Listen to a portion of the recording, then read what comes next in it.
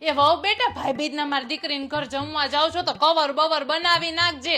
આમે ઘરેથી તને ક્યાં કઈ શીખવાડ્યું, બધું વ્યવહારનું મારે જ તને કેવું પડે. હા બસ જો સાસુમાં કવર જ બનાવતી હતી. ઓહો આજ વખતે તો બેન અને બે ભાણિયાનાય કવર કર્યા એમ ને? અરે ના ના સાસુમાં તો લે સાસુમાં તમે જ કહો છો ને કે સામેવાળા જેવો વ્યવહાર રાખે એવો આપણે સામે વ્યવહાર કરવાનો. હા પણ તો હા તો સાસુમાં ઈ તો તમારી દીકરી એના ભાઈને ખાલી શાક રોટલી બનાવીને જમાડી દેશે તો આ રહ્યું જો આ 100 રૂપિયાનું કવર કરી અને શાક રોટલી સાથે શું કે દાળ ભાત ને મીઠાઈ બનાવી છે ને તો 500 રૂપિયા આપીશ. વ્યવહારમાં આમ આપણે ચોખા હો સાસુમાં. અને ક્યાંક બહાર સારી જગ્યાએ જમવા લઈ જશે ને તો જો 1000 રૂપિયાનું કવર આપીશ સાસુમાં. તો હું તો આ ઘરની વહુ કહેવાવ ને સાસુમાં, લક્ષ્મી કહેવાવ. તો આ ઘરની લક્ષ્મી ખોટી વેડફાય નહીં એનું મારે ધ્યાન રાખવું પડે ને. આમે તમે તો કયો છો કે તારી માએ તો તને ક્યાં કઈ શીખવાડ્યું છે, તો આ બધાય વ્યવહાર નહીં તો હું તમારી પાસેથી જ શીખી છું.